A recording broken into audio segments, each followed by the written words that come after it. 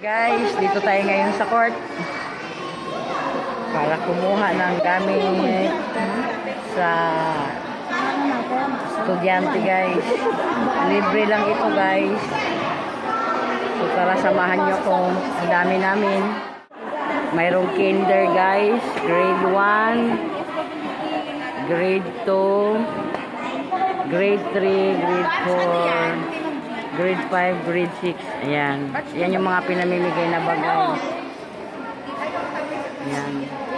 Di pa ba imimigay yan lahat ngayon guys? Yung dami naming mga nanay dito guys. Ayan. Sa teacher.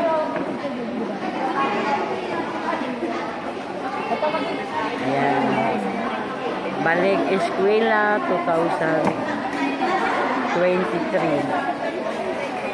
Ayan. Dami yan. Puno yan mamaya guys. Yung mga upuan na yan. Ayan po.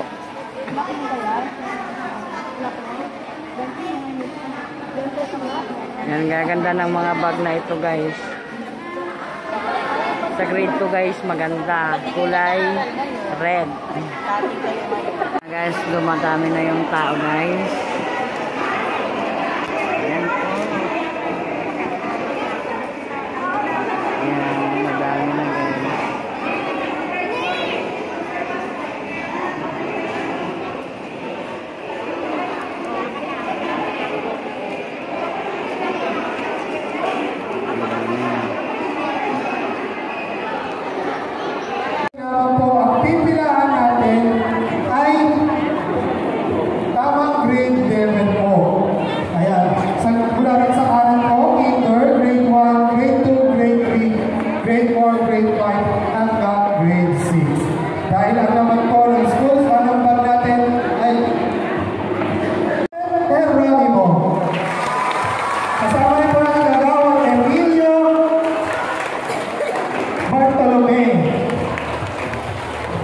Background kasi.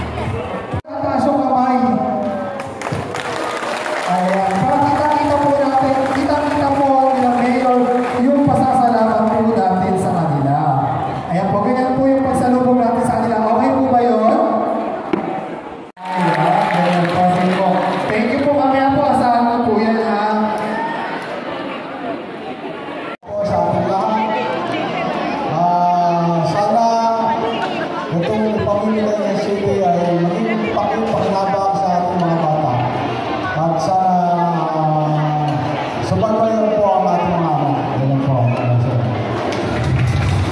Kagawad Emilio Bartolome. Ating ano rin po natin ang mensahe at pagbati ang isa pa nating kagawad Jimbo Francisco.